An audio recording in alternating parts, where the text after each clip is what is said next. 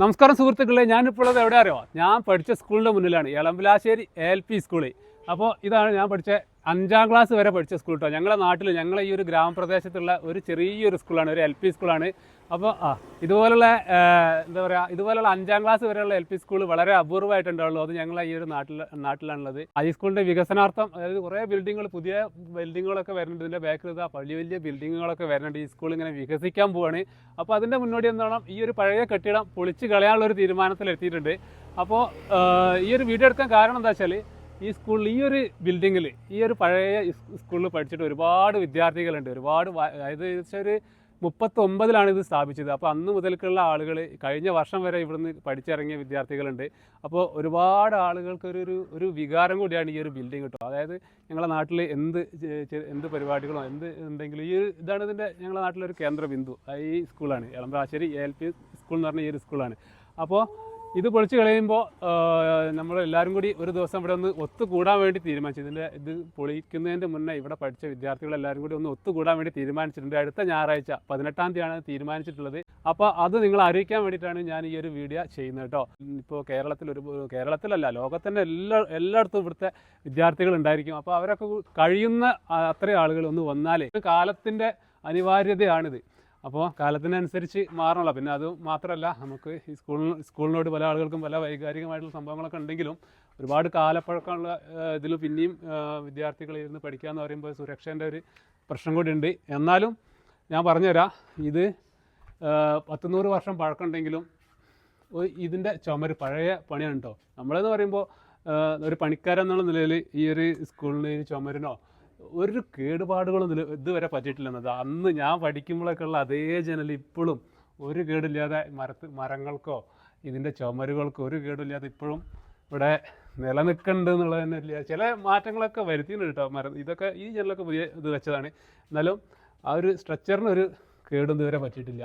അപ്പോൾ ഈ ഒരു ആഘോഷം, ഇതിൻ്റെ പേര് നമ്മൾ ചെയ്തിട്ടുള്ളത് തിരികെ നെല്ലിമര ചോട്ടിൽ നിന്നാട്ടോ. അപ്പോൾ നമ്മളെ പഴയ നെല്ലിമരം ഒക്കെ ഇപ്പോഴും അതുപോലെ അവിടെ നിൽക്കുന്നുണ്ട്. 2 നെല്ലിമരം, ഇപ്പുറത്തൊരു നെല്ലിമരമുണ്ട്, അതേപോലെ തന്നെ അവിടെ ഒരു നെല്ലിമരമുണ്ട്. ഇവിടെയൊക്കെ 5 വർഷം, നമ്മളെ ജീവിതത്തിൻ്റെ തുടക്കത്തിലുള്ള 5 വർഷം നമ്മളിവിടെ ചിലവഴിച്ചത് ഒരിക്കൽ കൂടി അന്നത്തെ സുഹൃത്തുക്കളോട് കൂടി എല്ലാവരും കൂടിയിട്ട്, ഓരോരോ ബാച്ചിലുള്ള ഒരുപാട് പ്രായമുള്ള ആൾക്കാർക്ക് അവരുടെ ബാച്ച്, അതേ പ്രായത്തിലുള്ള ആളുകളും, ഓരോ പ്രായത്തിനനുസരിച്ച് ആളുകൾ എല്ലാവരും കൂടി വീണ്ടും ഒന്നും കൂടി കാണുമ്പോൾ അതൊരു പുതിയ അനുഭവമായിരിക്കും. അപ്പോൾ അതിന് വേണ്ടിയിട്ടുള്ളൊരു ആഘോഷമാണ് നമ്മൾ അടുത്ത 18-ാം തീയതി നമ്മൾ വെച്ചിട്ടുള്ളത്. അപ്പോൾ ഒരുപാട് ആൾക്കാർ ചോദിക്കാറുണ്ട്, ഈ തേഞ്ഞിപ്പലം എന്ന് പറഞ്ഞാൽ എവിടെയാണെന്ന്. തേഞ്ഞിപ്പലം എന്ന് പറഞ്ഞാൽ കാലിക്കറ്റ് യൂണിവേഴ്സിറ്റിയും കൂടി ഉൾപ്പെടുന്ന ഒരു പഞ്ചായത്താണ്. ആ ഒരു പഞ്ചായത്തിലെ എൻ്റെ വീടിൻ്റെ അടുത്തുള്ള സ്കൂളാണ് ഈ ഒരു സ്കൂൾ. ഈ സ്കൂളിൻ്റെ തൊട്ട ബാക്കിൽ തന്നെ അതാ പുതിയ ബിൽഡിങ്ങിൻ്റെ പണി ഇവിടെ തകൃതിയായിട്ട് നടന്നുകൊണ്ടിരിക്കുന്നത് കേട്ടോ. അടിയത്തെ വർക്കൊക്കെ ഏകദേശം കഴിഞ്ഞ് മുകളിലത്തെ തട്ടടിച്ച് കമ്പിപ്പണിയാണ് ഇപ്പോൾ നടന്നുകൊണ്ടിരിക്കുന്നത്. ഈ റൂമുകൾ തിരിക്കാൻ ഉപയോഗിക്കുന്ന കട്ട ഇതാണ് കേട്ടോ, മണ്ണിൻ്റെ ഇൻ്റർലോക്ക്. ഈ സംഭവത്തിൻ്റെ വർക്ക് നമ്മൾ ഇതുവരെ ചെയ്തിട്ടില്ല. നമ്മൾ മഡ് ബ്രിക്കിൻ്റെ വർക്കൊക്കെ ഒരുപാട് ചെയ്തിട്ടുണ്ടെങ്കിലും ഇതിൻ്റെ സിമെൻറ്റിൻ്റെ ഇൻ്റർലോക്ക് നമ്മൾ വർക്ക് ചെയ്തിട്ടുണ്ട് കേട്ടോ. ഇത് 6 ഇഞ്ച് വീതി വരുന്ന മണ്ണിൻ്റെ ഇൻ്റർലോക്കാണ്. ഇതിങ്ങനെ അടുക്കി വെച്ച് പോയാൽ മതി. ഇതിൻ്റെ ഇട മുട്ടിക്കാനാണ്.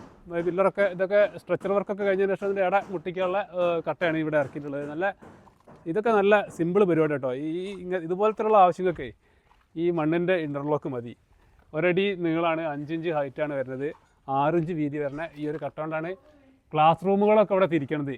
സംഭവം അത് പെട്ടെന്ന് പരിപാടിയായി. അടിയത്തെ ലൈന് മാത്രം കറക്റ്റ് വെച്ചിട്ട് ഇങ്ങനെ അട്ടിച്ച് പോയിട്ട് മുകളിൽ ടൈറ്റാക്കുന്ന ഒരു പരിപാടി.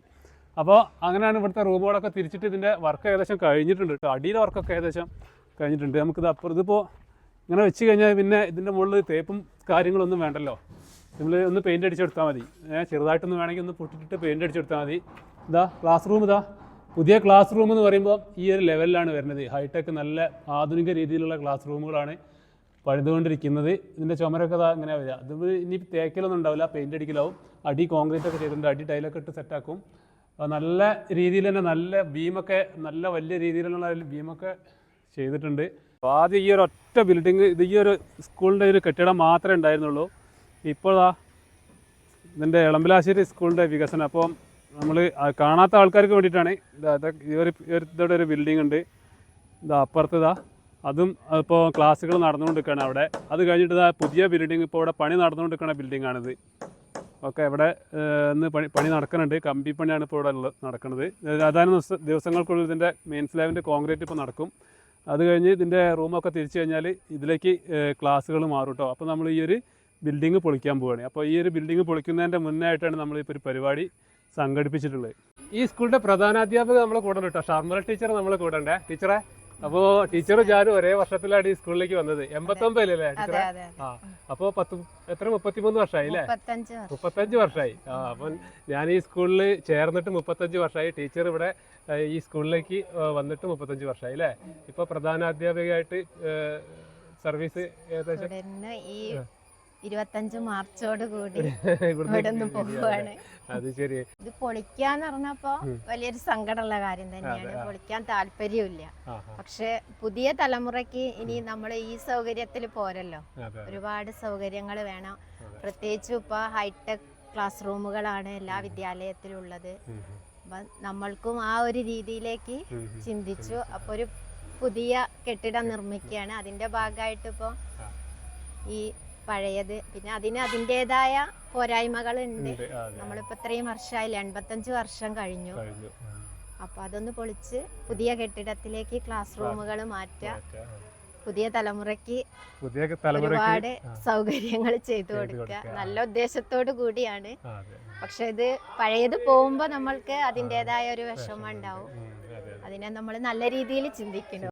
പ്രധാനാധ്യാപികയായിട്ട് റിട്ടയർഡ് ചെയ്തിട്ടുള്ള രാധ ടീച്ചറെ വീട്ടിലാണ് ഞാനുള്ളത്. എന്നെ പഠിപ്പിച്ച ടീച്ചറാട്ടോ. ടീച്ചറെ അപ്പോൾ നമ്മള് സ്കൂളിലൊരു പരിപാടി സംഘടിപ്പിച്ചിട്ടുണ്ടല്ലോ, അറിഞ്ഞല്ലോ അല്ലേ? അപ്പോൾ ടീച്ചറെ സാന്നിധ്യം ഞങ്ങൾ പ്രതീക്ഷിക്കുകയാണ്. തീർച്ചയായിട്ടും. ഞാനൊരു 1987 മുതൽ 2014 പിന്നെ റിട്ടയർ ആയത്. അതുവരെ ആ വിദ്യാലയത്തിൽ തന്നെയാണ് ജോലി ചെയ്തതും.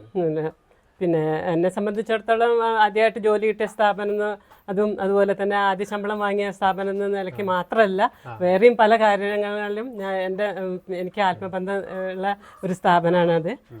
പിന്നെ ഞാൻ തീർച്ചയായിട്ടും തിരികെ നെല്ലിമരച്ചോട്ടിലേക്ക് എന്ന പരിപാടിയിലേക്ക് തീർച്ചയായിട്ടും വരുന്നതാണ്. ഒരു അധ്യാപകനെ സംബന്ധിച്ചിടത്തോളം ഏറ്റവും വലിയ സ്വത്താണ് അവരെ ശിഷ്യഗണങ്ങളെ. അവരെ കാണുമ്പോഴും അവരെ ഏതെല്ലാം നിലയിലെത്തി എന്ന് അറിയാനുള്ള ഒരു താല്പര്യം ഞങ്ങൾക്കൊക്കെ ഉണ്ട്. അപ്പോൾ ആ വേദിക്ക് വേണ്ടിയിട്ട് ഞങ്ങളെല്ലാവരും കാത്തിരിക്കുകയാണ്. എല്ലാവിധ ആശംസകളും അറിയിക്കുകയാണ്. നമ്മുടെ അച്ഛൻ ഒരു വിദ്യാഭ്യാസ തൽപരനായിരുന്നു.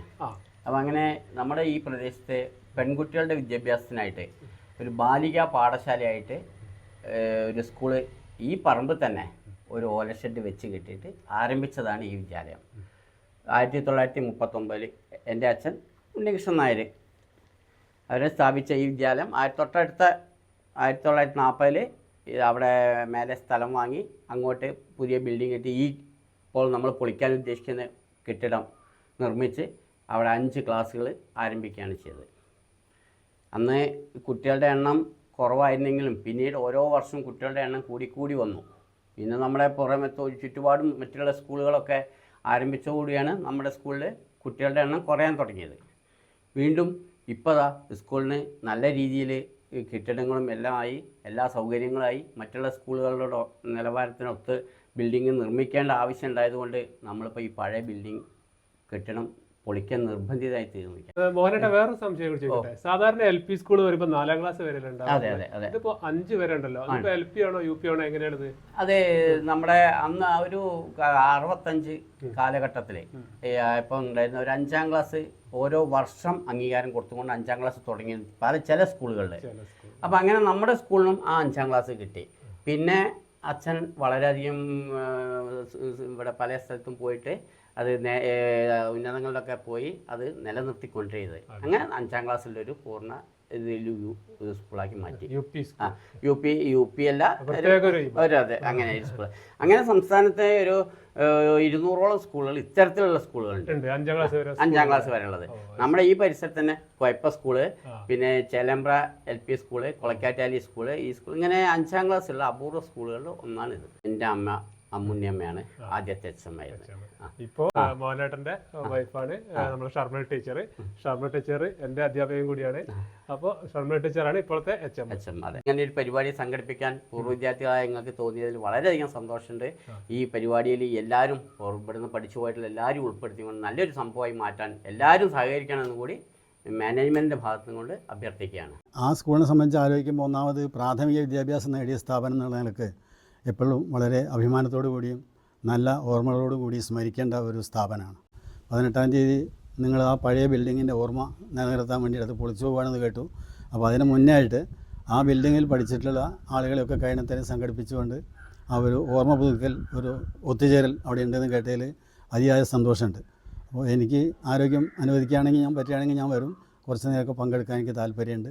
അപ്പോൾ ഏതായാലും എൻ്റെ പൂർവ്വ വിദ്യാലയത്തിൽ ഇങ്ങനെ ഒരു സംഭവം നടക്കുന്നതിൽ വളരെയധികം സന്തോഷവും അഭിമാനവും തോന്നുന്നു.